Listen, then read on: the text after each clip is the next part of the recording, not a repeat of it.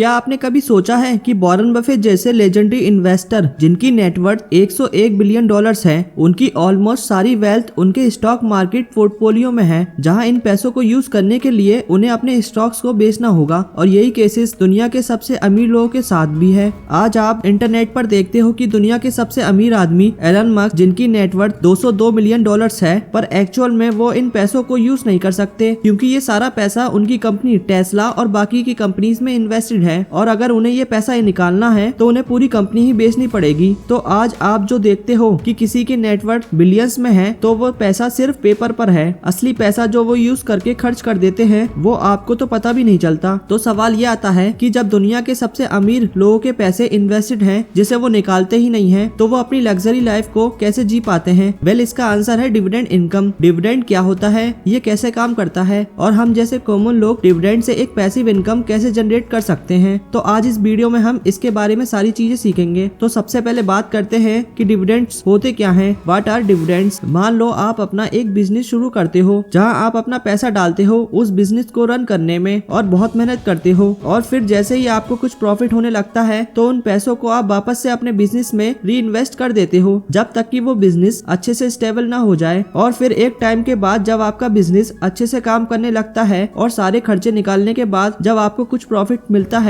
तो उसे आप अपने पास रखते हो। अब मान लो इस बिजनेस में आपका कोई पार्टनर भी है, तो इस प्रॉफिट को आप अपने पार्टनर के साथ शेयर भी करेंगे। सिमिलरली जब आप किसी बड़ी कंपनी में अपना पैसा इन्वेस्ट करते हो तो टेक्निकली आप उस कंपनी के छोटे से ही सही पर कुछ हिस्से के मालिक बन जाते हो। इसलिए जब कंपनी को अपने बिजनेस में प्रॉफिट होता है तो उस प्रॉफिट का कुछ हिस्सा आपको भी मिलता है, जिसे फाइनेंस की दुनिया में डिविडेंड कहा जाता है। साल 2008 से लेकर 2018 तक इन 10 सालों में रिलायंस इंडस्ट्री ने शेयर होल्डर्स को टोटल 31,616 करोड़ रुपए का डिविडेंड पे किया है, जिसमें मुकेश अंबानी और उनकी फैमिली ने, जिनके पास इस कंपनी के सबसे ज्यादा शेयर्स हैं, उनको अपनी कंपनी से इन 10 सालों में 14,553 करोड़ रुपए का डिविडेंड मिला है। अब दूसरा सवाल आता है कि व्हाई डू कंपनीज पे डिविडेंड, मतलब कि कंपनीज डिविडेंड पे क्यों करती हैं? यहाँ ध्यान रखने वाली बात यह है कि सारी कंपनीज डिविडेंड पे नहीं करती हैं। कई बड़ी बड़ी कंपनीज जो बहुत ज्यादा सक्सेसफुल हैं, इसका मतलब ये नहीं कि वो डिविडेंड पे कर दें। कई सारी टेक कंपनीज जैसे अमेज़न, गूगल, ये सारी कंपनीज डिविडेंड पे नहीं करती हैं क्योंकि ऐसी कंपनीज कंटिन्यूसली ग्रो होती रहती हैं। ये कंपनीज नए नए प्रोडक्ट्स पर काम करती रहती हैं और कई सारे एक्सपेरिमेंट भी करती हैं जिसमें बहुत सारा पैसा लगता है। इसलिए ज्यादातर कंपनीज अपने प्रॉफिट को री इन्वेस्ट करके ग्रो होती रहती हैं और कभी भी डिविडेंड पे नहीं करती। उनका स्टॉक प्राइस बढ़ता जाता है जिसे सेल करने पर भी आप कुछ अर्न कर सकते हो। ऐसी कंपनी जो स्टेबल हैं जैसे कोको कोला, PSG, जॉनसन एस जॉनसन, जिनमें और ग्रोथ के ऑप्शंस अवेलेबल नहीं है, वो जितना भी प्रॉफिट अर्न करती हैं उसे री इन्वेस्ट करने से कोई मतलब ही नहीं बनता है, जिसमें से उनका स्टॉक प्राइस तो बढ़ता रहता है और उनकी इनकम कम रह जाती है। इस बबल से बचने के लिए ऐसी स्टेबल कंपनीज जो अच्छी खासी प्रॉफिटेबल होती हैं और कुछ खास ग्रो नहीं हो सकती हैं, वो धीरे धीरे अपने प्रॉफिट को अपने शेयर होल्डर्स में डिवाइड कर देती हैं। तो अगर आप भी इन कंपनीज में इन्वेस्ट करके अच्छा खासा पैसा कमाना चाहते हो तो जल्दी से जल्दी इन्वेस्ट करना शुरू कर दीजिए। उसके लिए आपके पास एक डीमैट अकाउंट का होना जरूरी है, और अभी तक आपने अपना डीमैट अकाउंट ओपन नहीं किया है तो देर मत कीजिए, कहीं आप एक अच्छी अपॉर्चुनिटी को ना खो दें। इसलिए अभी अपना डीमैट अकाउंट सेटअप कर लीजिए, और मैंने डीमैट अकाउंट का लिंक इस वीडियो के डिस्क्रिप्शन में दे दिया है, आप वहां से जाकर ओपन कर सकते हैं। अब बात आती है कि डिविडेंड काम कैसे करता है, हाउ डिविडेंड वर्क। नाउ ये पता लगाने के लिए कौन कौन सी कंपनीज डिविडेंड पे कर रही हैं, उनमें से कौन सी अच्छी और कौन सी खराब, इसके लिए आपको कुछ नहीं करना है, बस उस कंपनी का नाम गूगल पर सर्च करना है और वहां आपको डिविडेंड यील्ड दिख जाएगा। ये एक परसेंटेज रेशियो है जो आपको बताता है कि वो कंपनी हर साल एक शेयर पर कितना डिविडेंड पे कर रही है। तो कंपनी को जब प्रॉफिट होता है तो कंपनी के बोर्ड ऑफ डायरेक्टर्स मिलते हैं और डिसाइड करते हैं कि इस प्रॉफिट का क्या करना है, जहां वो डिसाइड करते हैं कि इस प्रॉफिट को कितना % उन्हें कंपनी में वापस से री इन्वेस्ट करना है और कितना हिस्सा अपने शेयर होल्डर्स में डिवाइड कर देना है। ये सब डिसाइड होने के बाद कंपनी अपना डिविडेंड अनाउंस कर देती है और अपनी पेमेंट की सारी डेट्स भी बता देती है। फॉर एग्जाम्पल, अगर कंपनी ने ये डिसाइड किया है कि वो अपना 50% प्रॉफिट डिविडेंड्स में बांट देगी, जहां आपको पर शेयर मान लो 100 रुपए का प्रॉफिट हुआ है, तो कंपनी इस प्रॉफिट का आधा यानी कि 50 रुपए आपको पे कर देगी और बाकी का 50 रुपए अपने इन्वेस्टेड अमाउंट में ही सेफ रहेगा। मान लो अगर आपके पास किसी कंपनी के 1000 शेयर्स हैं हैं तो आपको डिविडेंड पेमेंट होगी 50,000 रुपए। पर यहाँ इम्पोर्टेंट बात यह है कि डिविडेंड्स आपको हर मंथ आपकी सैलरी की तरह नहीं मिलते। ज्यादातर कंपनीज क्वार्टरली डिविडेंड पे करती है, यानी हर 3 महीने में आपकी डिविडेंड इनकम आती रहेगी, या कई कंपनीज साल में 3 बार ही या सिर्फ 1 बार ही डिविडेंड पे करती हैं। इसलिए आपको इन इम्पोर्टेंट डेट्स का पता होना बहुत जरूरी है। नंबर 1, डिक्लेरेशन डेट, जिस दिन कंपनी डिविडेंड अनाउंस करती है कि कंपनी को कितना प्रॉफिट हुआ है और इस बार आपको पर शेयर कितना डिविडेंड मिलेगा। Number 2, ex dividend date, declaration date के बाद आपको पता चलता है कि इस बार तो कंपनी अच्छा डिविडेंड पे कर रही है, पर आपके पास इस कंपनी के बहुत कम शेयर्स हैं, तो आप ऐसा कर सकते हो कि डिक्लेरेशन डेट के बाद भी आप इस कंपनी के शेयर्स खरीद सकते हो। उसके बाद भी आपको डिविडेंड दे दिया जाएगा, पर शर्त यह है कि आपको एक्स डिविडेंड डेट से पहले स्टॉक्स को खरीदना है। यानी आप एक्स डिविडेंड डेट से पहले जितने भी स्टॉक्स खरीदोगे उन सभी पे आपको डिविडेंड मिलेगा। अगर इस डेट के बाद अगर आप कोई भी स्टॉक खरीदोगे तो उस पर आपको कोई भी डिविडेंड नहीं मिलेगा। नंबर 3, रिकॉर्ड डेट, नाउ इस डेट पे आपके सारे शेयर्स काउंट करे जाते हैं, तो इस डेट तक आप अपने सारे स्टॉक्स को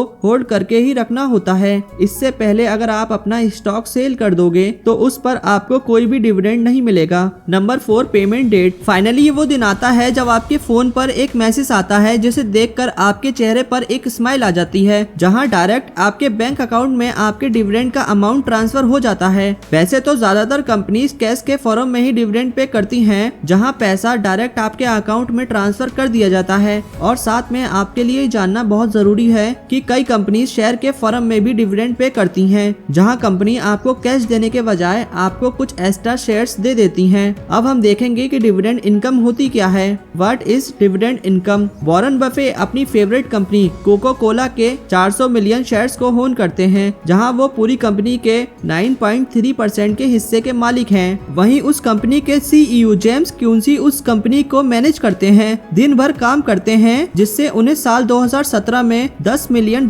की भी सैलरी मिली थी। वहीं उसी साल 2017 में वॉरेन बफे ने बिना कोई काम करे कोको कोला के डिविडेंड इनकम से ही उन्हें $592 मिलियन मिले थे। नाउ अब आप समझ ही गए होंगे कि डिविडेंड क्या है और ये कैसे काम करता है, पर अभी ये समझना है कि इससे आपको क्या क्या फायदे होने वाले हैं। डिविडेंड बेनिफिट, स्टॉक मार्केट में जब आप अपना पैसा इन्वेस्ट करते हो तो उससे आप तब तक पैसा नहीं कमाते हो जब तक उन स्टॉक्स को सेल नहीं कर देते। मान लो आप अपनी 20 की एज में हो और आपने सीरियस इन्वेस्टिंग करना स्टार्ट कर दिया है। आप एक कंपनी को पिक करते हो और 40 साल तक रेगुलर इन्वेस्ट करते जाते हो, जहां आपकी जेब से पैसा जा रहा है। आप अपने फोन पर उस पैसों को बढ़ते हुए देख सकते हो, पर इसे निकाल कर यूज नहीं कर सकते हो, क्योंकि उसके लिए आपको अपने शेयर्स को सेल करना पड़ेगा और आप कंपाउंडिंग को होने से रोक दोगे। पर वहीं अगर आप रेगुलर इन्वेस्टिंग की जगह डिविडेंड इनकम की स्ट्रेटेजी को फॉलो करते हो तो आपको ये सारे बेनिफिट्स होते हैं। कंपनी जैसे जैसे ग्रो होती है उसके स्टॉक्स प्राइस भी बढ़ते जाते हैं और साथ ही आपका पैसा भी कंपाउंड होते जाता है। पर क्योंकि आपने एक ऐसी कंपनी में इन्वेस्ट करा था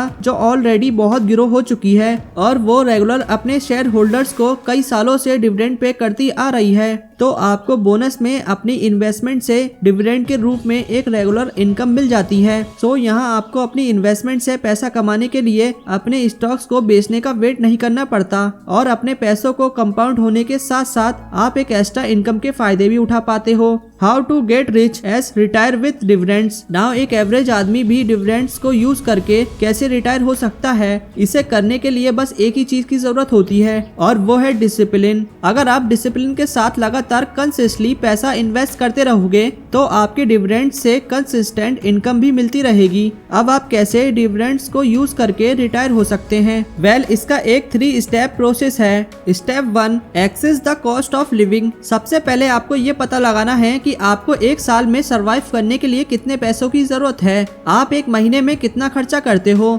और उन खर्चों में भी जो सबसे ज्यादा जरूरी है सिर्फ उन्हें ही काउंट करो। अपनी कॉस्ट ऑफ लिविंग का पता लगाओ, जहां आपका rent, electrically, food, petrol, school fees ये सब इंक्लूडेड हैं। अपने मंथली एक्सपेंस कैलकुलेट करके उसे 12 से मल्टीप्लाई कर दो तो आपकी कॉस्ट ऑफ लिविंग आपको पता चल जाएगी। Step 2, look for dividend growth stocks. First step complete करने के बाद आपको ऐसे स्टॉक्स को फाइंड करना है जो आपकी इस कॉस्ट ऑफ लिविंग को पूरा कर सकें। याद रखो, आप यहाँ अपना रिटायरमेंट प्लान कर रहे हो, इसलिए ये स्टेप सबसे ज्यादा इम्पोर्टेंट है। क्योंकि आपकी पूरी लाइफ यहाँ डिपेंड करती है कि आप किन स्टॉक्स को पिक करने वाले हो। कुछ ऐसी कंपनीज जो आपको हाई डिविडेंड शो कर रही होती हैं, पर क्योंकि उनका बिजनेस इतना टिकाऊ नहीं होता है और वो कुछ टाइम के बाद ही डिविडेंड को कैंसिल कर देते हैं, इसलिए आपको ऐसी कंपनी को पिक करना है जिनकी हिस्ट्री में बहुत अच्छी ग्रोथ देखी गई हो, उनकी इंडस्ट्री बहुत ज्यादा कॉम्पिटिटिव ना हो और सबसे ज्यादा इम्पोर्टेंट उस कंपनी ने अपने डिविडेंड में भी ग्रोथ दिखाई हो।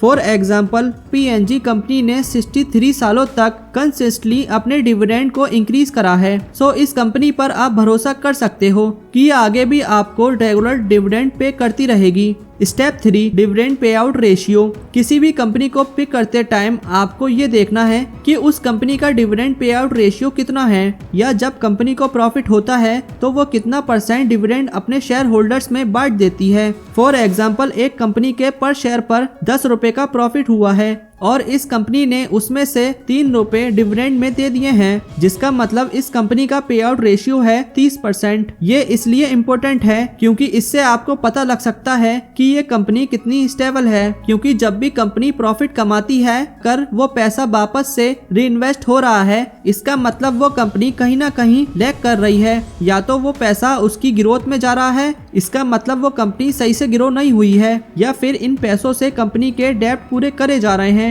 क्योंकि अगर कोई बिजनेस अच्छा सस्टेनेबल यानी कि टिकाऊ है तो उसे प्रॉफिट पर सरवाइव करने की जरूरत नहीं पड़ती है। नाउ लोग इन्वेस्ट इसलिए करते हैं ताकि वो अपनी जॉब छोड़ पाएं। इसके लिए आपको एक अच्छी डिविडेंड पे करने वाली कंपनी में अपना पैसा इन्वेस्ट करना है, जहां आप एक एवरेज 15% का एनुअल रिटर्न एक्सपेक्ट करके अपने पैसों को कंपाउंड कर सकते हो और साथ ही साथ उसके डिविडेंड से अपने सारे बेसिक खर्चे भी कवर कर सकते हो, वो भी बिना अपने स्टॉक्स को सेल करे। पर अगर आप यंग हो तो आप एक बेस्ट चीज कर सकते हो, अपने डिविडेंड को री इन्वेस्ट करके और जल्दी फाइनेंशियली फ्री हो सकते हो, क्योंकि आप जितना ज्यादा से ज्यादा पैसा जितना जल्दी इन्वेस्ट करोगे आप उतना ही जल्दी फाइनेंशियली फ्री हो पाओगे। इसलिए अपनी इस स्टूडेंट लाइफ की इनकम को सही से यूज में लगाओ और एक अच्छी लाइफ एंजॉय करो। सो दोस्तों, आई होप इस वीडियो से आपको कुछ ना कुछ नया सीखने के लिए जरूर मिला होगा। अगर आपको ये मेरी वीडियो पसंद आई हो तो like and subscribe my channel, press the bell icon.